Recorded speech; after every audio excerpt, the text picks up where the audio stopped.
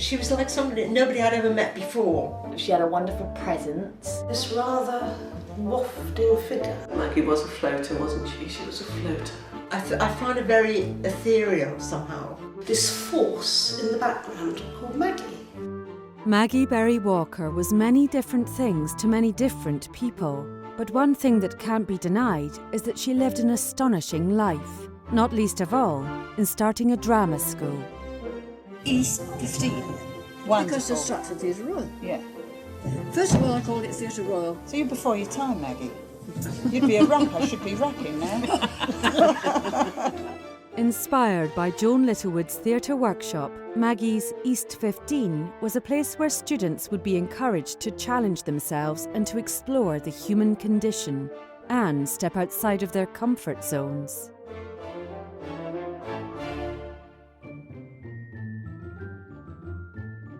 She would kind of make you broaden your mind, you know, and some people can't go with that, you know. Are you going to open up to see the possibilities of this? It was very frightening, Maggie, coming to your school. It was quite daunting, do you know, because there was no comfort blanket at all. It was all down to you. One of the most important things for me about E15 was that Maggie's central premise that you could never play as an actor somebody else, another character, unless you understood yourself. You all had to start basic training.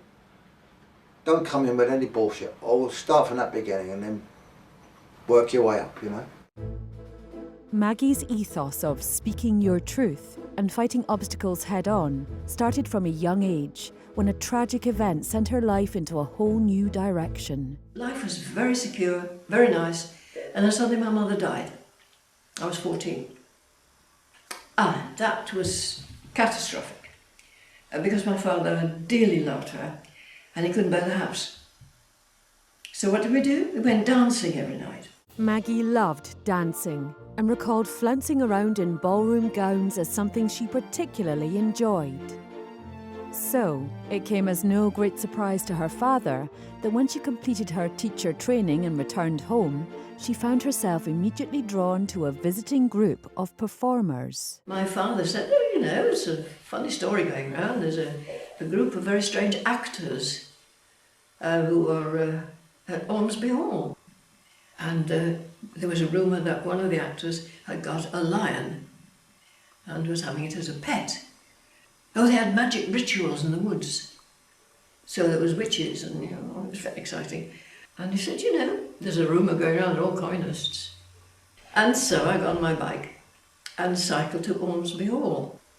We know that Maggie Greenwood cycled here from about 6 miles away, and she arrived on the first morning and cycled across the front gravel and met Colonel Penniman on the doorstep of the Georgian mansion, the other part of the property, and he looked at her arriving and she said theatre workshop and he just said stables. I proceeded to the stables and vividly I remember hearing these voices and going in. And then suddenly this gravelly voice said, whoever that is coming in, show her how to do the sound, put the record on, you put your wig on, get on stage. The owner of that gravelly voice was none other than the foremother of modern theatre herself, Joan Littlewood. So she said, you stay around, make us tea. No, she didn't say that. But I stayed around and gradually I was there every day. This place was so influential for her. She arrived here to join this bohemian group of theatre people, only to then embrace that whole idea when she founded her E15 theatre school, then to take on a very interesting and very similar property at Sheriff Hutton and to employ very, very similar techniques to what she had experienced herself right from the start here. The group that Maggie had stumbled across was the groundbreaking ensemble Theatre Workshop, recently reformed after World War II with Joan Littlewood and singer and playwright Ewan MacColl at its helm. Maggie was captivated by this company with their unique practices, theatrical risk-taking and their bold experimental approach. I'd never seen theatre like this. and I'd never seen a group like this. One way the theatre workshop funded themselves during these early touring days was to run summer schools out of Ormsby Hall. This would prove both fruitful for the company and inspiring for Maggie in her later years when she set up E15. From the very early days of Theatre Workshop, they always taught. I mean, there was a Theatre Workshop was a school as well as a theatre company way before E15. I don't think the people attending the summer school, as it was called, would have any idea what they were going to be part of. They entered a very crazy world where everything could suddenly explode into an improvised scenario where everybody was immersed in it, and it could last for several days. At one of the Theatre Workshop summer schools, Maggie's head was turned by Joan Bury, a young man who'd go on to become a central player in the company and in her life. Into this came this very, very handsome, blonde, blue-eyed young man in naval uniform. In Lysistrata, he was the Greek god, coming flying in on a rope. Typecasting, Joan. Typecasting, he looked so handsome. But then she suddenly found he was much better on the lighting. At this point, Maggie was to go on her first trip abroad when Theatre Workshop went on a post-war tour of Germany with Ewan MacColl's play Uranium 235. And Jerry Raffles, amazingly somehow, but that was Jerry, pulled off in 1947 a visit to Germany. The tour would open Maggie's eyes wide to the horrors of the world and would make a lasting impression. The following year, the company took Ewan MacColl's The Other Animals and Molière's The Flying Doctor on a tour of Czechoslovakia and Sweden. After Germany, when you got to a place like Sweden, which had not been in a war, and the streets were miraculous, and drinks and food, and that unbelievable experience going from dire Germany into neutral Sweden. Back in Blighty, Maggie, who'd now married John Bury, had become fully involved in all aspects of touring with Theatre Workshop. The company had no money whatsoever, but they all kept going because of their shared belief in taking theatre to the people. At one place in Wales, they didn't like the Molière because they thought it was too bawdy, too prudish. You can't be both, but they didn't like it at all. So they kicked all the publicity in. So we went out and found all the boards had been kicked in, and no, we weren't popular. But at the same time, you got hospitality, and you were with the local miners, and you began to understand about mining and the danger at that time. So it was highly informative, if totally useless financially. And they used to joke and say, how many sheep shall we have in tonight?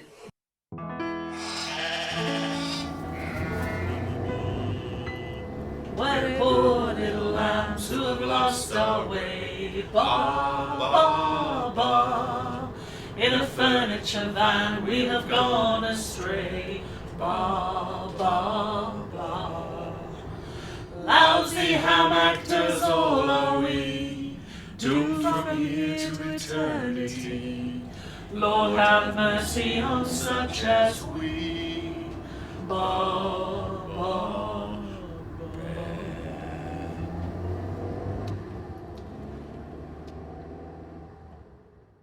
Despite their struggles, in the summer of 1949, Theatre Workshop took a Lorca play to Edinburgh for what was then a small fringe festival. In those days, we had the money to get to Edinburgh. We all had to hitchhike.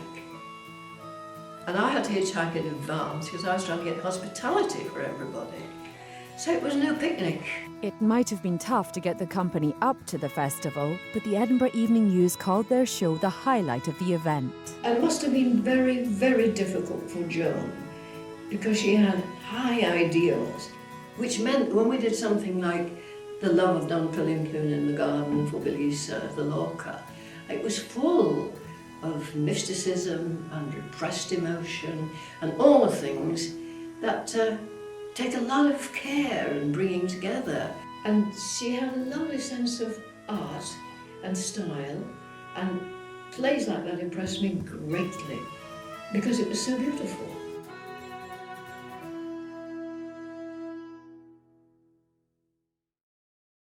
In 1953, the company found their new base in East London at Theatre Royal Stratford East. However, Ewan disagreed with this move. He felt it would distract them from their original purpose, to take theatre to the people. Jerry Raffles, who became the theatre manager at this point, saw the place as one where he could potentially create the conditions for Joan to thrive. It wasn't long before Ewan left to concentrate on the folk music scene, leaving Joan at the helm of the company, where she mounted play after play, many of which were classical works. She was putting on classical things that she knew would strike a chord with ordinary people watching them, and she did them in a way that made sure that they would understand the big questions, the big picture of all of these plays. And simply in the act of producing them, in her own unique style, Joan Littlewood reinterpreted our responses to the classics forever. One such play from this period was Arms and the Man. And then she gave me, in Arms and the Man, Catherine. And she said, "Do it Grand Opera." I'd never been to Grand Opera, and I was too frightened to say. There were no pretty costumes on the stage. They were clothes of the period. They weren't costumes, just being more. And there were live chickens and animals. I now have some chickens, and she was very unsure, and partly because these memories of theatre workshop days and chickens upstaging her, I think. At base, Catherine liked her chickens and her domesticity and her beautiful daughter, but she also liked flaunting around in a Viennese tea gown.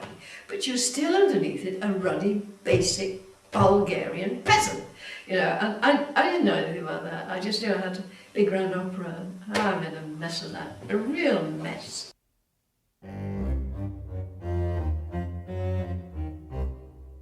When Brendan Behan thundered into the company of Joan, everything changed. Immersive improvisations and an immense humour, even when exploring the darkest situations, became integral to Joan's ever-changing rehearsal practice. Brendan also went on to create The Hostage with the company. This play enjoyed international acclaim, and Maggie played the part of Old Ropine. And I remember being so upset at Wyndham's when there came a message from Noel Cowan, yes, to say that we were a bunch of amateurs. Another down-to-earth writer who encountered resounding success with the company was Sheila Delaney. A Taste of Honey was one of Theatre Workshop's most successful plays, and Maggie was in charge of clothing this show. When the play became a huge success and was to be made into a film, something happened which really got under Maggie's skin. Oh, what a lot of the praise ought to go to someone like Avis Bunnage, who was never a show-off. Avis in real life, her father played the piano, she sang. When she was a young teenager, she'd go around village halls and so on and then entertain. So Avis knew all the songs of the 30s, all the words of the songs of the 30s and 40s. And she would, in real life, go into a line of song when it suited, without even conscious of it, I think. I don't think she knew, like some people can quote a Shakespeare line to express what they want to say, or reason not the need or something, and they know they're saying Shakespeare, but they've just used it and got on with what they're saying. Avis would slip lines of song into it, and that, of course, in her character in A Taste of Honey, that's what that character does. Oh gosh, when it came to the film, and she went to be seen by the powers who were going to make the film, and she just appeared as Avis, because she was Avis. She was from Manchester, she had a Manchester accent. In the play, she was somebody else. She was getting out of a Manchester accent, she was trying to get posh. And she had blonded her hair in the play. You couldn't get it through these West End managers and agents at that time that an actor was a transformer. And so when they saw Avis coming in quite dowdy, she was never a dresser, they said, well, who's this? Well, and Bunnage. It's such a lovely name, isn't it? Bunnage. I'm Avis Bunnage, Manchester. Oh, So they never gave the part. And I did like dear, hated that. I really hated that because she created the part. During this period, along with Glyn Edwards, Maggie was put in charge of the Theatre Workshop Saturday classes. Into these sessions came Anne Mitchell and Philip Headley, who would both very soon encounter Maggie's teaching style on a more permanent basis. I remember her so clearly, this driving woman leaping up and down off the stage to talk to us on the front row, back on the stage, and us climbing up there. And they were doing a speech from Henry V, the speech where the king is insulted because the Dauphin has sent him a trunk full of tennis balls instead of a trunk full of jewels or something. And he does that long, wonderful speech. This mock will mock widows out of their husbands and mock mothers from their sons and mock castles down and so on. And I remember so clearly trying to pretend upon that stage that I was playing tennis, that moment of mock widows, mock mothers from their sons, etc. On the mock, swinging, it was like the tennis racket hitting the ball. Mock, mock. By the late 1950s, Theatre Workshop were enjoying so many West End transfers that one part of Shaftesbury Avenue became known as Littlewood Corner. And how pleased we were when we were at the Criterion, at the Wyndhams, at the New, and then down at the Comedy. I mean, we did all right. We'd taken over the West End, thank you very much. We're doing fine. This was the height of Theatre Workshop's success and a far cry from those difficult early touring days.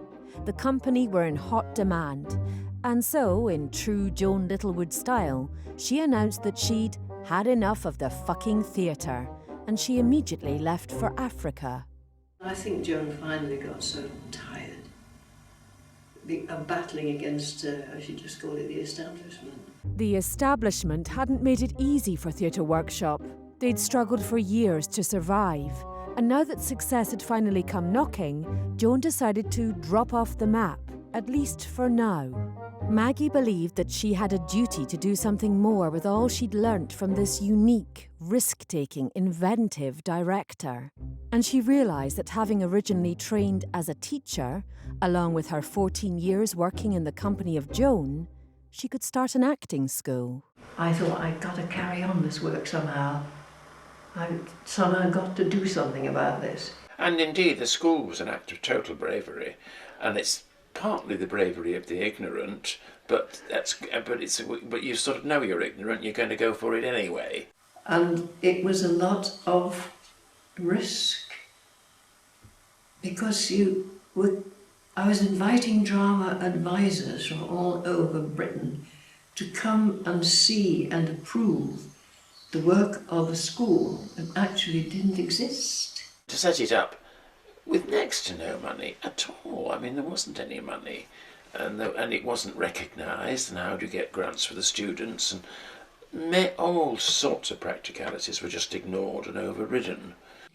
And because nobody knew my name, nobody knew who Maggie Bury was, I traded on the association with Joan. And at the beginning, she and Jerry said, I said, will you be patrons? And put my name down twice, said Joan. The name Joan Littlewood meant nothing to me from the beginning, but I do know her name was on the syllabus, would you call it? The prospectus that I got, her name was on it, and her name was certainly on the letterheads. She has a letter, which I have a copy of from Joan, talking about how Joan wanted her to kind of carry this on while Joan was going off somewhere to, I forget, South Africa, I think, that's right, yeah.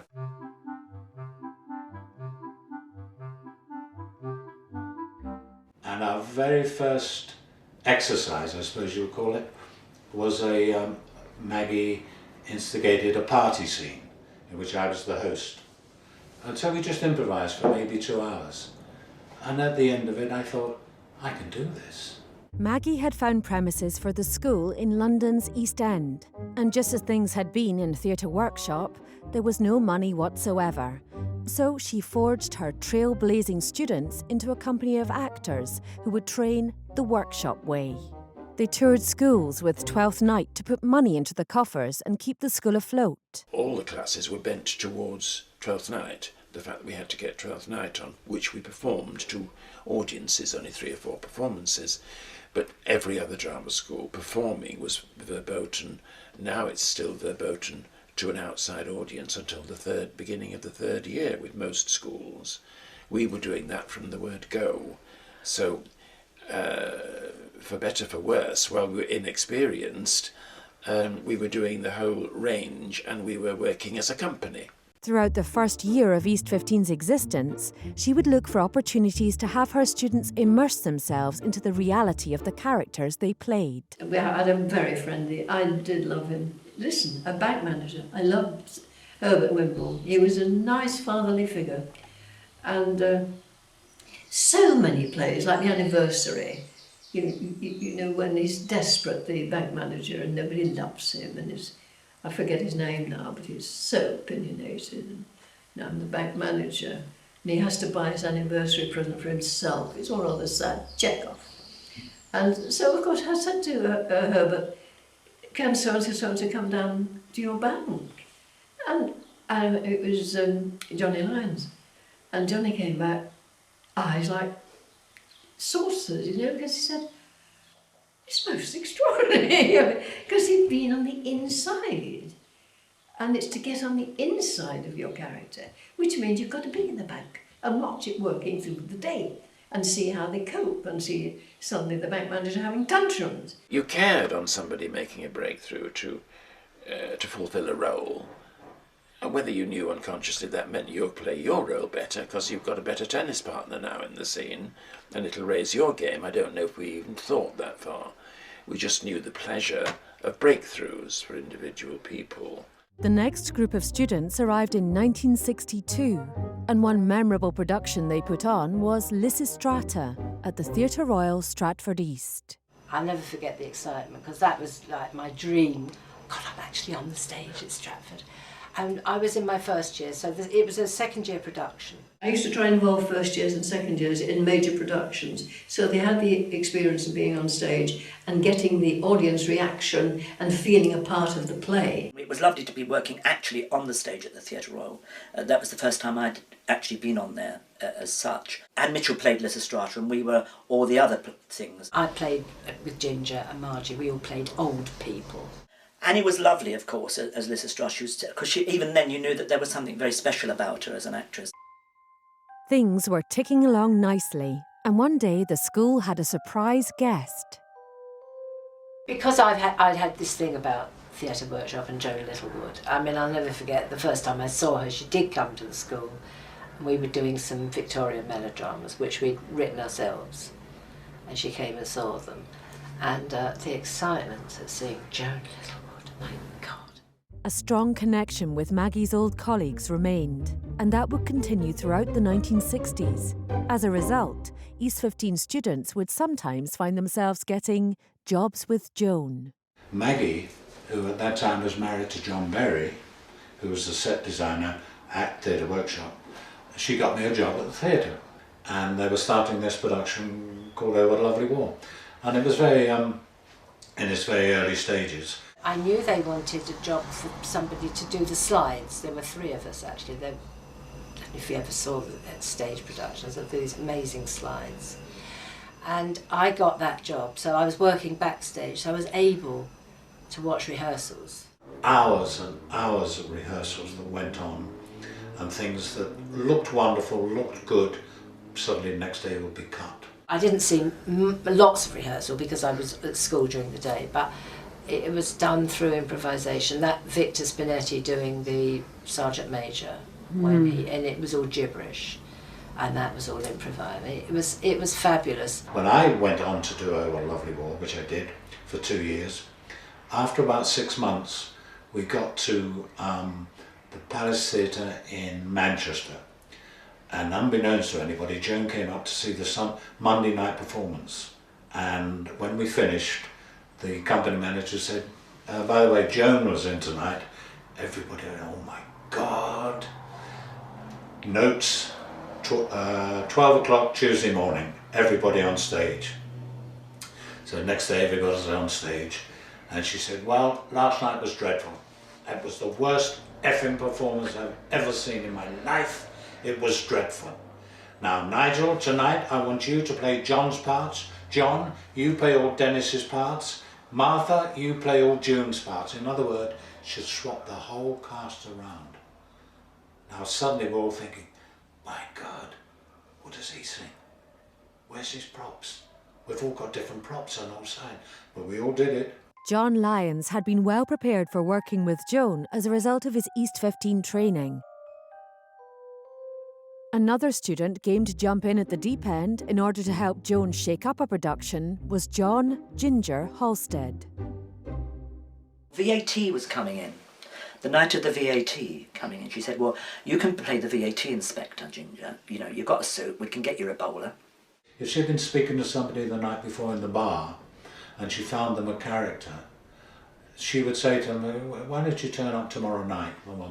And yes, but it would be a one-off. I was very uptight.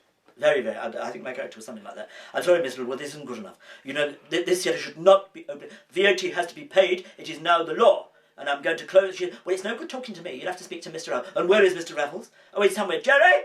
So Jerry can't. I said, I'm going to close it down. He said, well, it's not my fault. She kept them all there. And I said, I don't care whose fault it is. Excuse me, will you pay your 10p? And nobody would pay 10p, the fuckers. She would plant people all over the place, and suddenly they would spring out and do things that the audience weren't expecting. Come the moment when I'm on the stage and explaining about these, why the VAT is so important, you know, it's going to stop a lot of other tax. Can't remember what it was all about now. I hardly knew what it was at the time. Anyway, no one was listening because they were all taking the piss.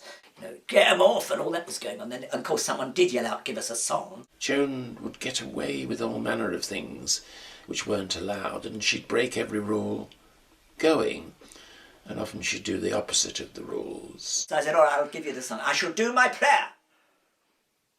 When the twilight is gone and the songbirds are singing, and the piano started and the girls came on and we and then because a wonderful top note at the end. At the end of my prayer. Unbeknownst to me, she told them, my backing group, that when I get towards the last bit, they've got to run forward and strip me off.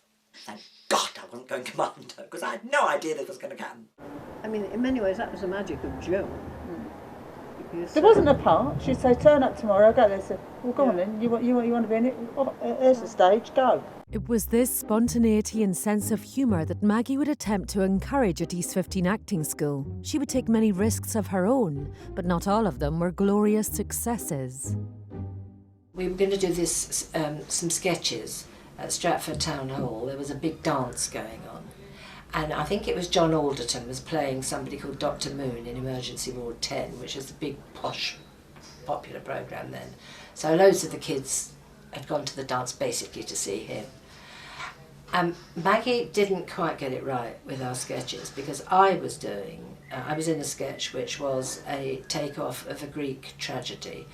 Well, I didn't quite get all of it, and I'd read a bit, but I mean, kids going to a dance at Stratford East, in the Stratford Tunnel, are not going to know about Greek tragedy. And they booed us off the stage. The noise was horrendous. So we came off with our tails between our legs, and Maggie said, that's a lesson. I hope you've learned from it. Maggie always took an opportunity for her and her students to learn from a situation with humour and humility, just as she'd had to do so many times during those early touring years. Really, in those early years when I started E15, those early years were trying to find out what I was looking for.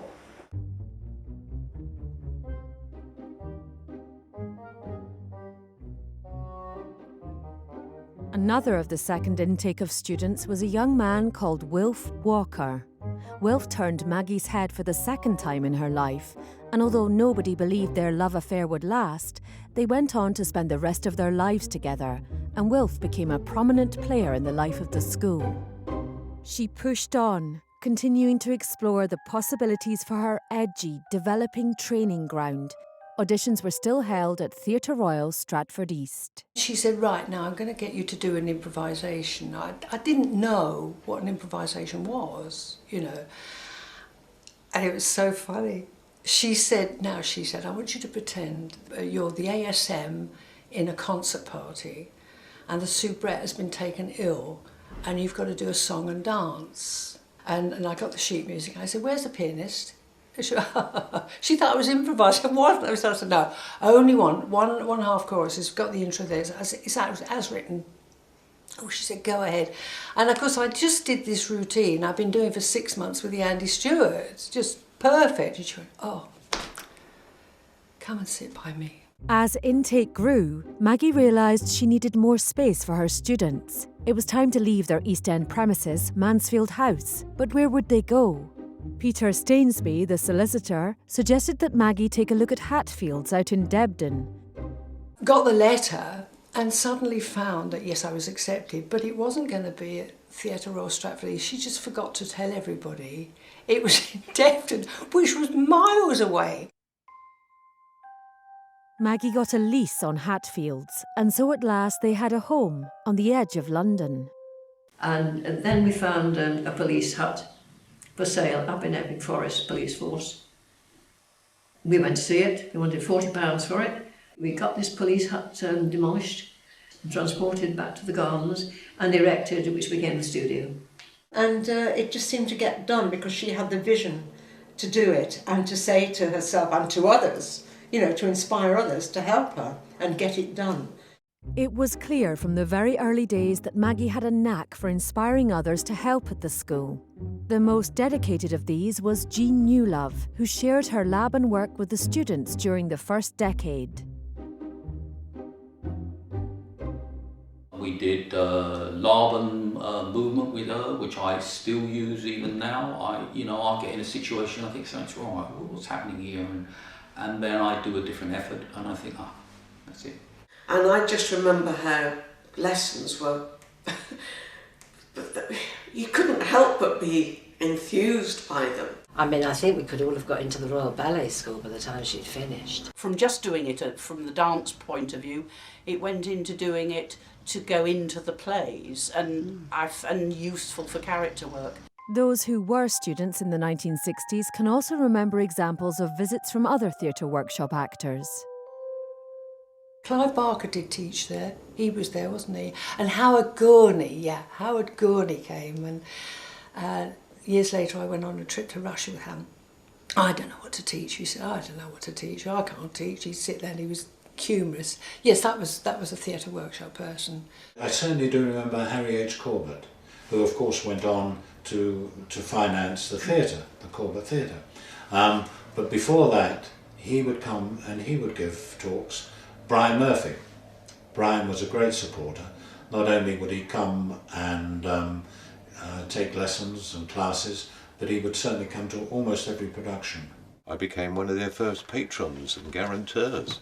For about £10, I think I had to promise. And I used to take some lessons and things like that for them, which I thoroughly enjoyed, using what I'd learned from Joan. And we did the Serpent of Two Masters, which was the first time I did it. But for that, Brian Murphy, who was still in A Lovely War, came to direct us in that. So it was lovely to have someone from the company coming down who actually took over the play. Although he could never actually see it because he was performing overnight. He could see dress rehearsals and I don't think we ever did a matinee. The connection was immensely strong with Joan's theatre, even though it wasn't with Joan personally, because Joan is against anything that's been established more than 10 minutes. Out of the blue, Maggie got a phone call from Jerry Raffles asking her not to attach Joan's name to any future E15 material. This was because Maggie had said in an interview, Theatre Workshop could give brilliant shows, and sometimes appalling ones. Although students were still occasionally taken on at Theatre Royal Stratford East, Joan's patronage was removed from the school and its publicity materials. But Maggie's school was now a runaway train which couldn't be stopped, and her open door to actors of all backgrounds and ages had become legendary.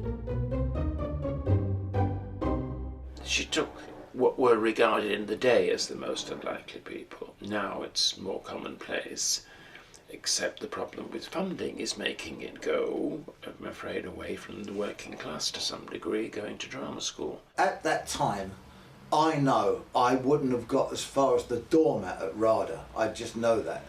but I was welcomed into E15 with open arms. At that time, I think E15 was the only school that ordinary people could go to. We weren't considered to be of the acting type. Joan always had this predilection for nutters. Working class nutters, posh nutters, any kind of nutters who could do a song and dance. And I think Maggie had inherited that. The kind of range of people that were in E15, is linked to the way the theatre workshop was.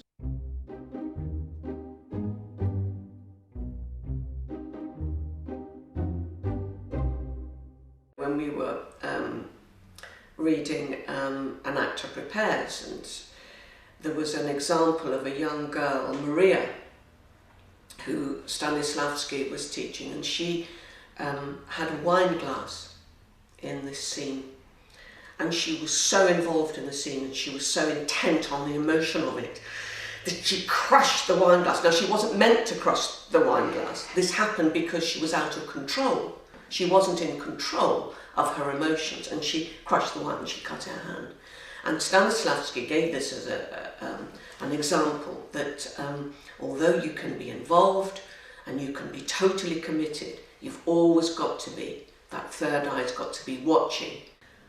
We were doing scenes from The Crucible, and this girl was involved in this scene, and she goes, "I'm going to fly to my mama, I'm going to fly to my mama."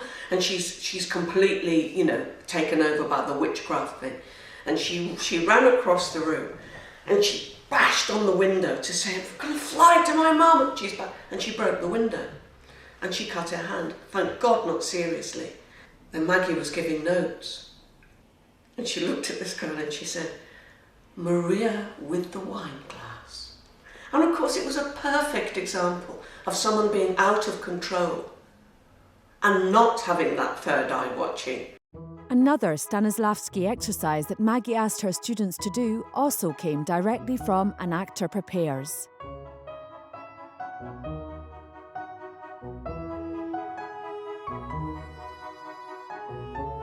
They were asked to create a play of their own that would last no more than 20 minutes. You've got 2 weeks to rehearse it and prepare it and present it to the rest of the year. So I just improvised one called Knife, Fork and Spoon. The knife would be fascism, the fork would be communism, and the spoon would be democracy. And it was about two men, me and Roger, picking up a knife and seeing how we could say that word, and eventually we would get into a kind of dictatorial word. It's very stupid and simple, but actually it was a really good piece of theatre, which I don't think was what they were expecting. I think what they were expecting was a group of actors to actually show what good actors they are. And you expected to get notes at the end of it, and you didn't.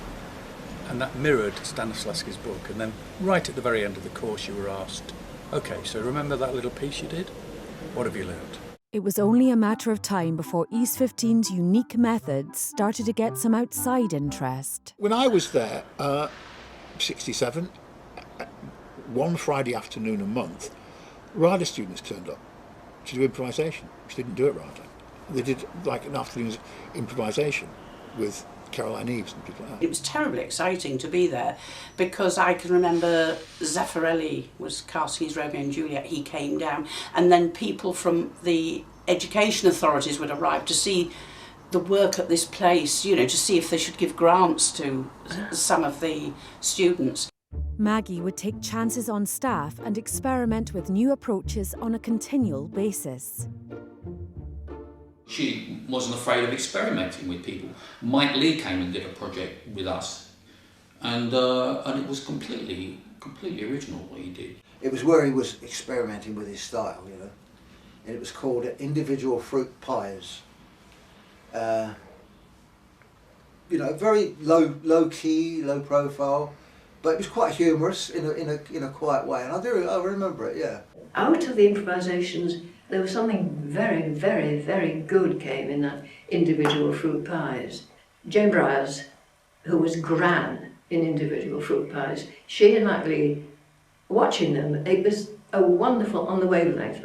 I think Jane knew about Gran. In many ways, you've got a leg up from being at E15 because if you, having done a lot of improvisation, it was helpful in terms of working with Mike.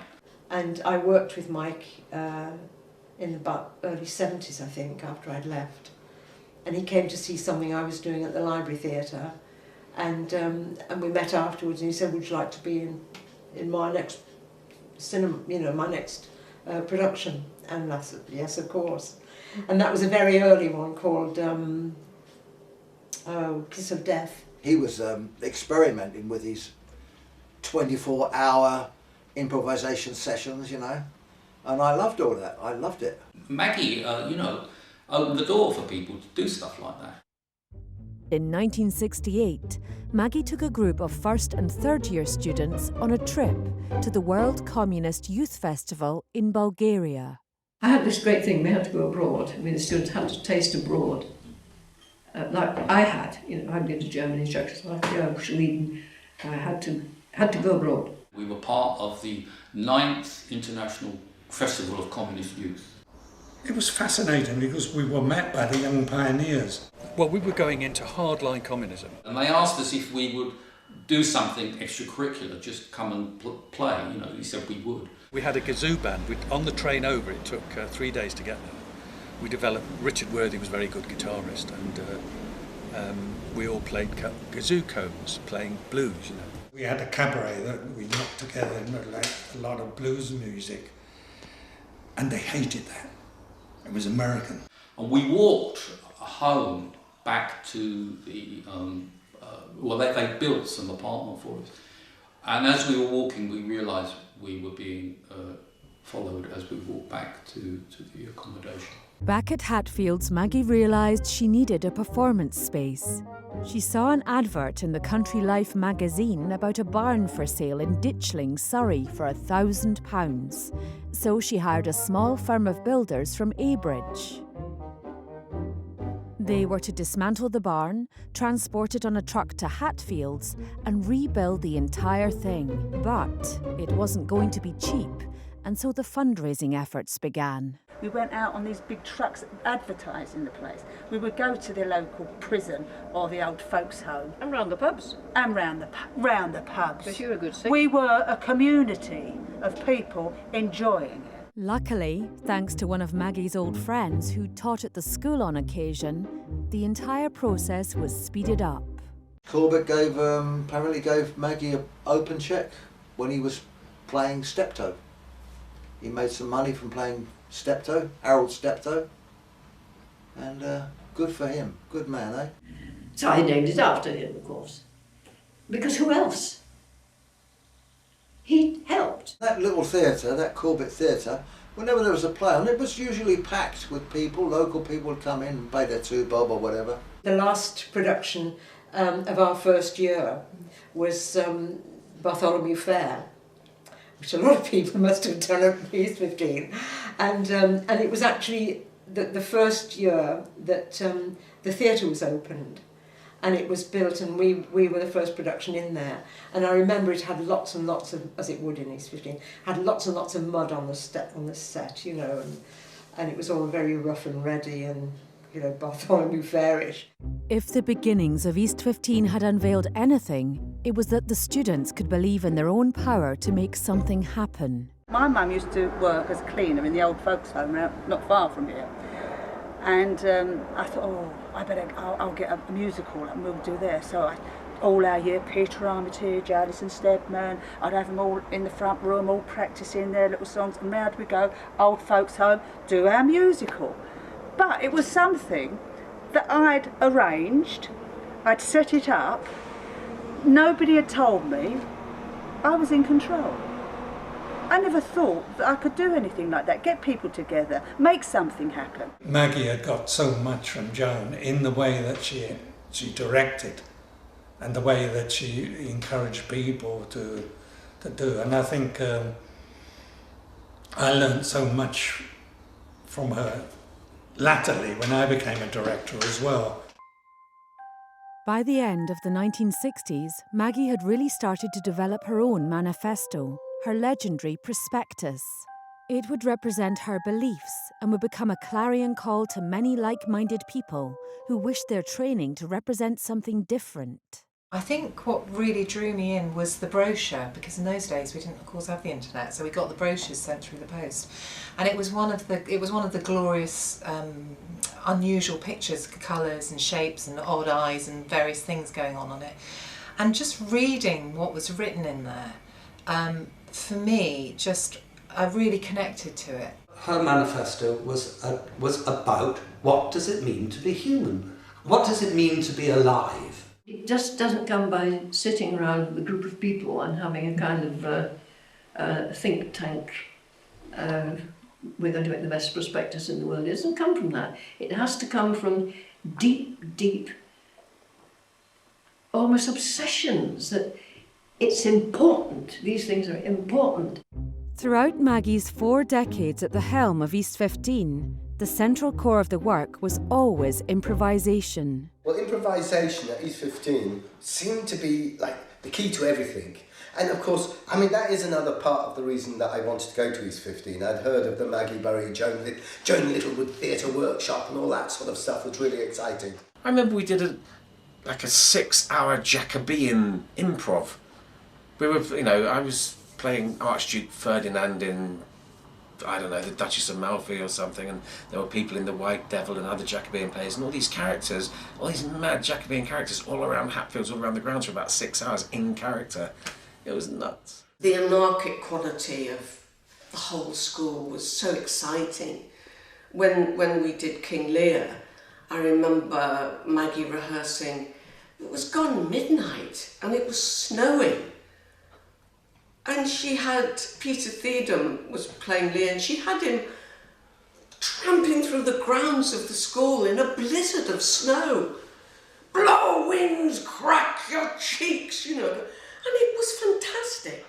We did improvisations in Epping Forest all day, up and down trees, and I think when we did Midsummer Night's Dream, we went off and did quite a lot of rehearsals in the woods. And I was one of the mechanicals. So a little group of us who sort of formed quite a good close relationship because we had to be, a group of people who got on well. So we were allowed to go on improvisations, in inverted commas, go off to an Essex pub. We'd go out into the night 2 or 3 times a week, go off to an Essex pub and try all the beers because this is what the rude mechanicals would do. If you've got a scene that's set in the woods and you're in the woods, you're halfway there. And if you've got the fairies and all the magic and all that sort of stuff that goes on, it makes it much easier for the actor who's trying to be in the wood at the time. There's a scene in Blood Wedding where I don't know what inspired that. It was probably the moment that we were working and rehearsing in the studio. We were a small group, and I don't think we were really getting to grips with Spanish passion or something, but it was quite liberating. She took us all off to Epping Forest to at a scene where there is a chase where the bridegroom and Leonardo are going to confront each other, which ends up in a fight and death. And I just remember we were chasing, trying to find them, through Epping Forest. And then when we got to that point, the scene, it was improvised, and then it went into the scene. So it had that purpose at the end of the improvisation, but things came out in that improvisation that I don't think would have come out within the studio setting, just because of the time of searching, the not being able to find people that you'd been trying to imagine to the best of your ability.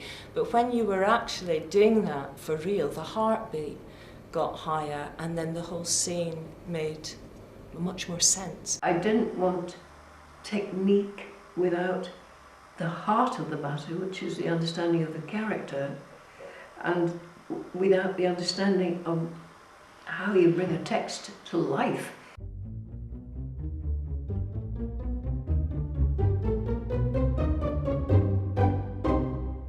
At any point when I wasn't teaching, I did try and pop in and watch her rehearsals.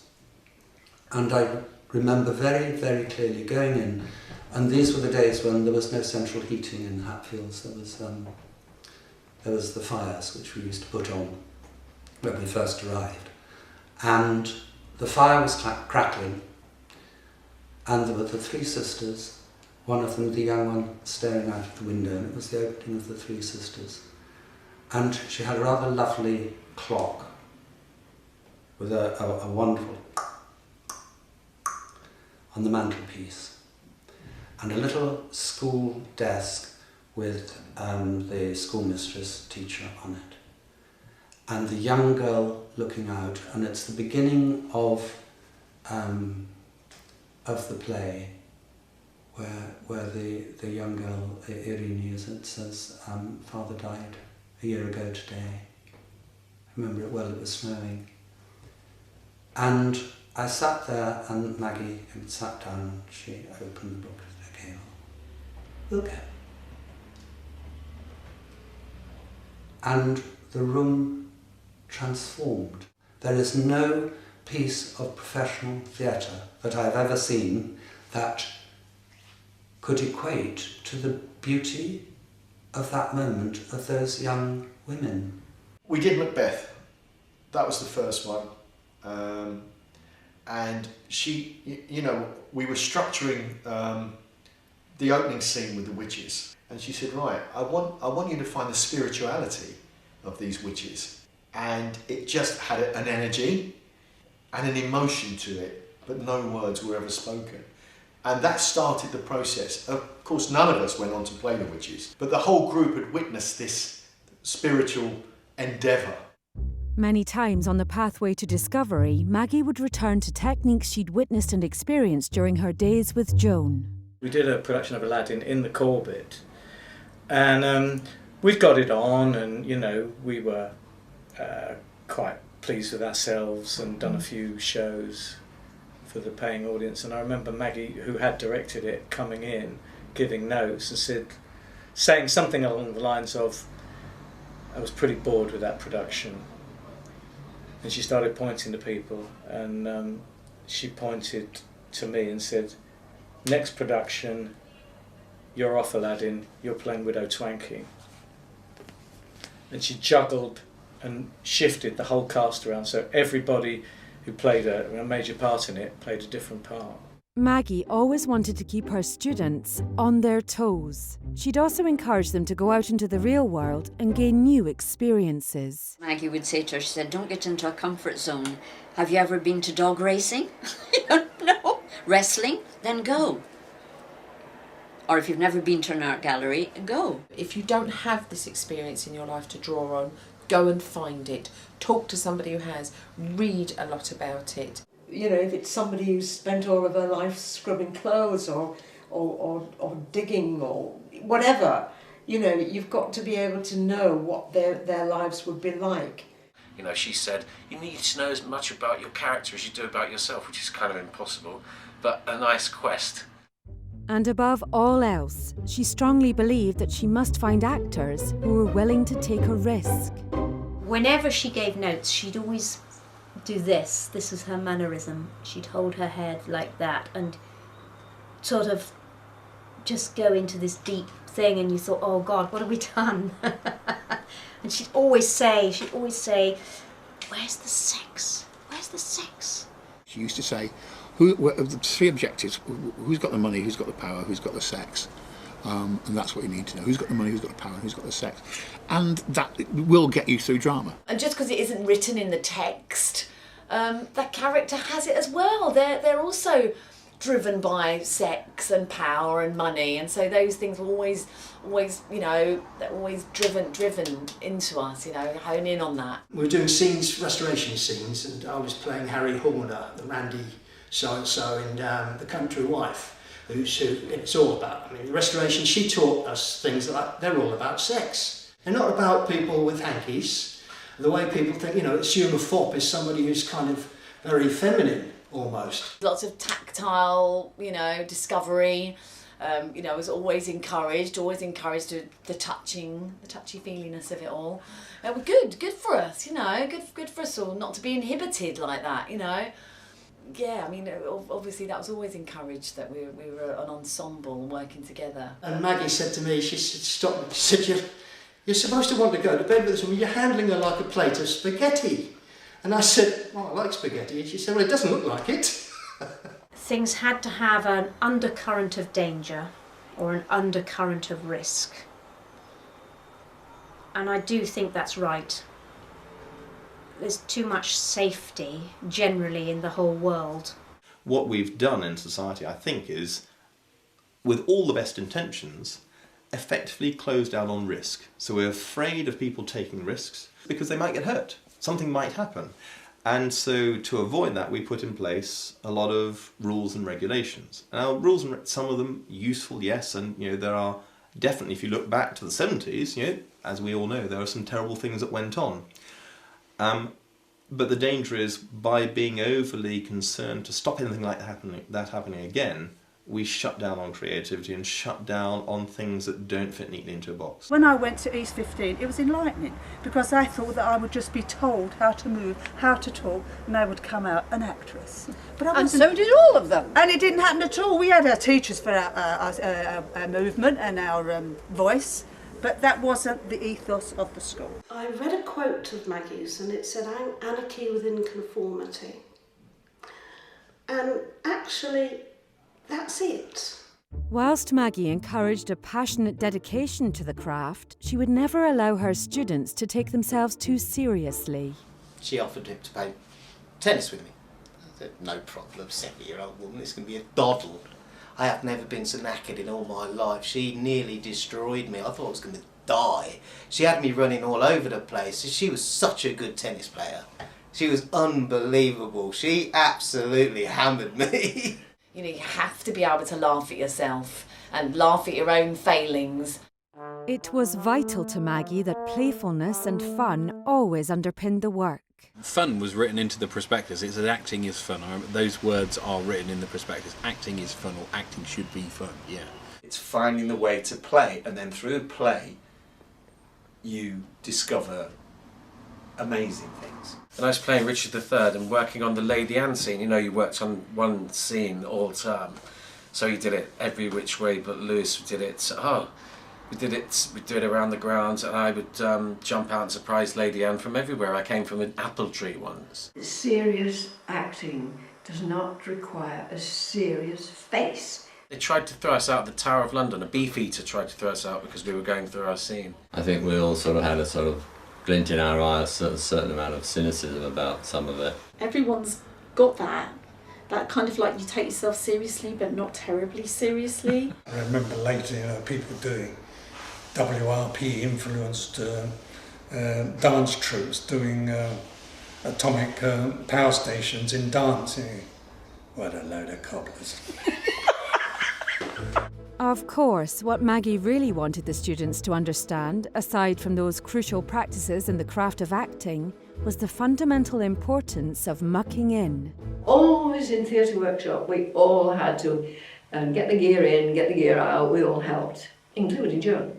Oh yes, I had to do that. Joan did it, I did it. We must do it. Everybody swept the stage, everybody made bits of costumes, everybody did what was ever needed at whatever time of day or night to get the show on the road. And even if you weren't even part of that play, somewhere along the line you'd be part of it, you'd do something. We'd be in our work jeans. We always used to say, where's your work jeans? Because it wasn't just about trying to perform, it was about creating something else. We were treated like we were plumbers, electricians, and I think Maggie made a speech almost to that effect. We were warehouse workers. It might have been your job to reset the stage between every single scene, as was mine in a Strindberg production playing the maid. I don't even know if that character's got any lines, but she certainly has an impact by her mood when she's on stage. But being the maid, it was very convenient to have me clearing the glasses and resetting the set and everything. Now, prior to training at E15, I might have thought, well, that's a thankless task, isn't it? Do you know something? I loved every second of it. You weren't above this, you weren't an actor, you weren't a lover, you weren't going to be, pussyfooted over, and that you were prepared to do or be anything. I remember we did Alice Through the Looking Glass, one of the Alice stories, and she insisted that we make, as a character, I was the old man at the gate at one point, and she said, right, go to Wilf and make a gate, make your own gate, and because Wilf was very good practically, and with Wilf's guidance, but I did all the hands-on stuff. I made my own gate, and I can still make a gate now. I've made about 2 or 3 gates since then. You know, you not just sit on your backside and say, "Oh, I'm an actor. I'm going to learn my lines and come on the stage." You were making the props. You were being ASM sometimes. You were repairing costumes. The whole thing, and that goes back to Joan Littlewood again. Everybody had to do everything. In a way, I suppose the modern terminology would be called a fast-track apprenticeship, where you just learn, and you learn from one show after another, after another, after another. There was something very all-encompassing that really made you feel as though you'd created the whole world, not just the character.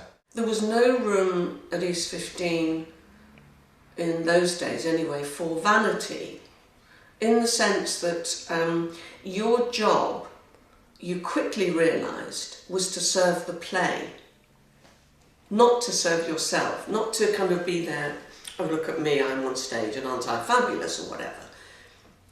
You serve the play. The play's the thing. Maggie also had a passionate belief that the clothes must fit the character. That what we wear changes the way we feel. We were made to wear corsets, and if it cut you, and I remember one of the corsets, some of the wire had come out and it really cut in, and she said, well, that's what would have happened. So, you know, that's what these women put up with. Joan Littlewood, I believe, got the clothes on them early, which is lovely, so it wasn't this neatly starched new thing from the technical, which is horrible.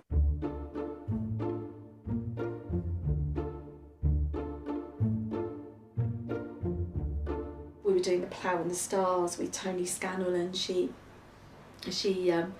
we were all very disorganised, and she just came in and she said, I can see what needs to happen here. I'm going to have to make Michaela the stage manager. And it was just like, everyone was looking at me and I was feeling really awkward. And I just remember a couple of people saying afterwards, but yeah, she knows, because she knows you'll do it. That's why she's asked you to do it, because she knows you'll give it all and you'll organise it. I think she decided that she wanted the students to be fed properly. She realised that they didn't have a lot of money and they were incredibly busy.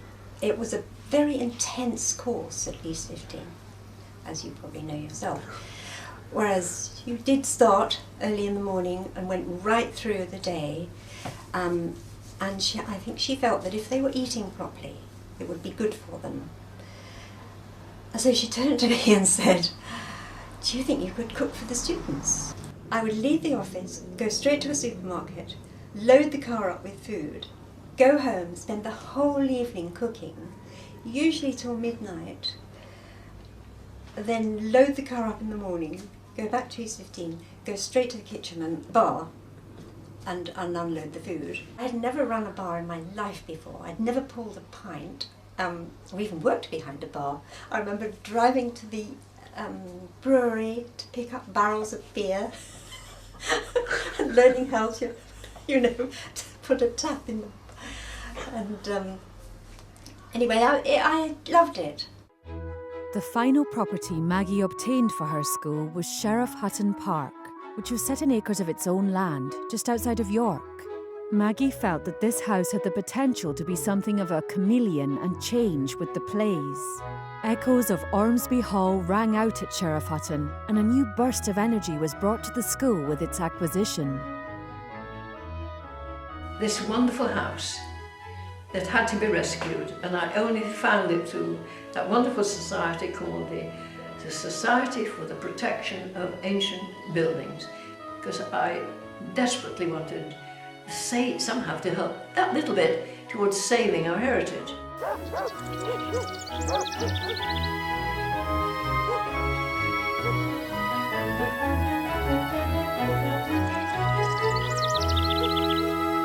Sheriff Hutton would be like one of those Edwardian house TV dramas where they go there and they live the Edwardian house. Very, very much like that.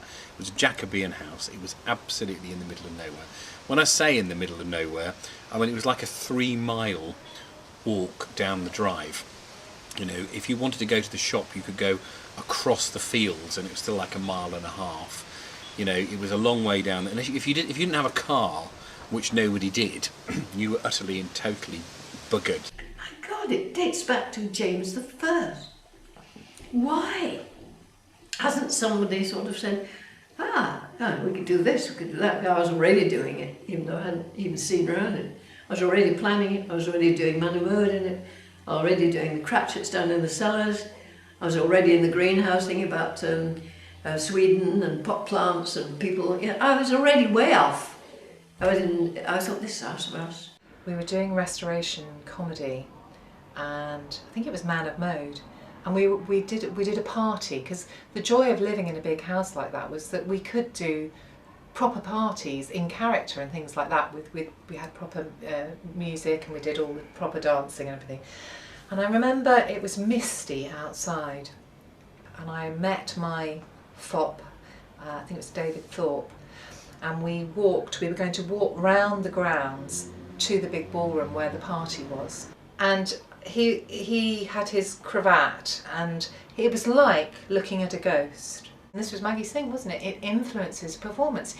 The scene that we did and thing was nothing to do with the party, but we had a history, and we made a history, and it was a magical little history. And I think for every play that I did there, or every scene I worked on, we always made history, the history of the characters. We worked with her on Way of the World, and I was Lady Wishford, and it was like Promenade Theatre. They invited all the pig farmers and all the locals, and we got all these letters from them afterwards saying it was amazing, because we were all in one room doing our own bits, so Lady Wishford was actually living her life. At Sheriff Hutton, outside distractions were few and far between. This created an environment where students could awaken their sensitivities and delve into their forgotten instincts. We had to do that whole camping experience where you really had to just get down and dirty and just really learn, which you didn't really realise at the time why you were doing it completely to that degree, but you had to really learn all those basics and do things that you didn't really want to do. I mean, I'd never camped in my life before then. We would get bitten. We had mosquito bites. I mean, anyone that's done it, you know, I know there were people that just wanted to go back and get washed and you couldn't. You had to stay out there, you had to smell, you had to go to the loo, you had to, you know, you had to really live it. It was like commando spirit, I guess, you know, sort of, yeah, bohemian commandos. You know, that kind of thing. That's what it was. We didn't have any time off. You know, we'd work all day, and then we'd work all night, because we had things we wanted to learn, do, rehearse. You know, occasionally we'd go to the pub and get pissed and walk back across the fields, but mainly we were working. I remember once we went to the pub and we decided as we were walking back, what would it be like if we all walked back through the fields, not down the road, but across fields, with the moonlight, naked. You went kind of crazy up there, being stuck with the same, 14, 15 people, week in, week out, day in, day out, you know, eating with them, working with them, living in the same, you know, that's kind of a big deal. It was like Big Brother, wasn't it, really? It was. You know, being in the Big Brother house, there was just no escape. And yeah, it did go kind of mad, but the experience was so extraordinary. I think we all realised how lucky we were to be in a community, because we were a community of actors. So, Maggie took all that she had learned during her 14 years with Theatre Workshop and shared it with everyone who passed through the doors of E15, her bastard branch of the Theatre Workshop family tree. Her feelings about Joan Littlewood were crystal clear. She must be recognised as a brilliant director. Yeah. You know, at the moment, it's you know, all the men are brilliant directors, but she was a teacher. You know, teacher. We'd no time to be taught. No. But when it came to Joan Littlewood's legacy, what understanding did Maggie's students take away? Really, the first thing that comes to mind is bringing ordinary working class people into the theatre on both sides of the curtain. What Joan did, as far as I'm aware, and the more, you know, I learn, the more incredible person I think she was, and what she actually achieved at the time of achieving, was to simply do it. And, oh, I'm going to get emotional, I didn't know that. Because you can put enough excuses there. You can blame, oh well, and I've done it, You know, you can say there's not enough funding, or you can't do that, or I haven't got a building, you can't do it without a space, you can't do it. But actually, theatre's about people, and if there's a drive to do something that is important and a passion to do it, then you can do it anywhere, actually, and I think pretty much Joan Littlewood did. and she got people that were inspired by that and trusted that, and I'm sure it wasn't a comfortable ride either, you know. And she had, you know, people are people, you have to deal with it. But the work, what they were making, the thing that was being made was what was important and was bigger than any individual, even Joan Littlewood. I think Joan and Maggie just tore up the book and said, we're going to do it our way. Forget those rules. These are our rules. I think Maggie took from Joan all the best bits, the way that she taught and the way that she produced stuff for the stage, and then took it into a sort of learning situation. We weren't even told that much about that side of or part of Maggie's life. But when you kind of hear about it and you get an understanding of it, you can see very much that what she got from there, or what they did together, was very much became the heart of E15. She was very modest about her part in that ensemble, but it was obviously a huge and important part of her life, which she then shared with anybody that was at E15 at the time she was there. And then we, in all our different ways and guises and forms, we've gone on to do that with other people, and that's a huge impact. In every person she's touched, taught, encountered, worked with, had as tutors, everybody she's had anything to do with, it lives on in them. The story of people, that's what she gave me. The other thing she said to me once was that the Victorians always wore a ring with black stones in it. I don't know how true this is. That they called their tomorrow ring, and it was to remind them that today might be their last day, and that I should get myself a tomorrow ring so that I live properly. One of the hardest things, and this must have been hard for Joan, as I think it was also hard for my mother, which is when you have created something, the hardest thing is letting it go. And I suspect that was probably to some extent, and maybe this is why Joan in a way, you know, almost ran away from it all, to kind of go, okay, I've created this thing, but I've got to get out of it, or I don't want to be the way it's going, or whatever. And that's a very challenging thing. And I think the hardest thing for my mother was looking back at E15 and saying, well, they're not doing it how I would have done it, kind of thing. And that's a difficult thing. And I think one of the joys about what you've done and the letters she's had and so on is to see that actually, in a way, what she created wasn't E15, which has inevitably gone its own way, and rightly so, because you can't run everything forever. But also to see actually it wasn't, the legacy isn't that, it's all the other things that have happened, and it's a much broader based thing, and I certainly wasn't aware of that. It was her that gave people like me a chance to learn our craft, learn our profession. What she gave me is at the essence of what I still try and do and achieve, you know. Yeah.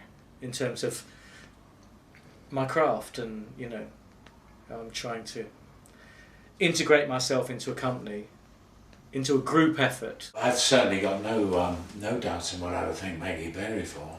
In fact, my whole life. What a lot of talent that when they graduated went into building relationships with audiences with vivid, original, good theatre.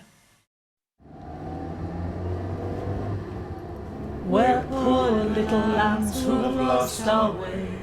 Ba, ba, ba.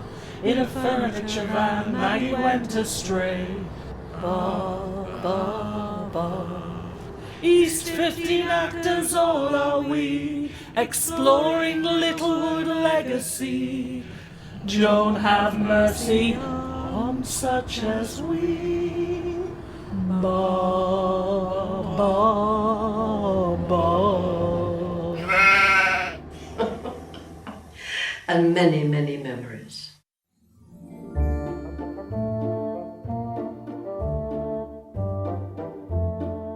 One thing that Maggie was insistent on, which was important to her, was that she and I learnt their names before they arrived, because everyone sent a photograph. So we pinned them up on the wall with their names underneath, and we looked at them every day, and this would be for several months before they arrived, until we knew exactly who everyone was, so that when they arrived, we got fixed as to who they were, so you could get to know them quite quickly.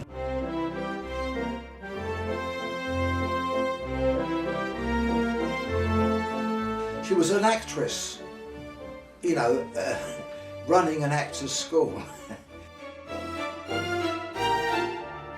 Perhaps they've never glimpsed the depths you sought, nor faced the demons you have faced, and fought, and sometimes vanquished, those you couldn't heal. They won't begin to understand the work you've done, will laugh at what you say was still to come. They'll scoff at claims of truthfulness when they've been told that all you do is lie. It doesn't matter. This love never dies. And you, a worker in God's warehouse, little more, a dreamer and a fool bound for a fall. You're just an actor, you know, that's all. He said to us, rock the boat. By hell, we're going to rock it.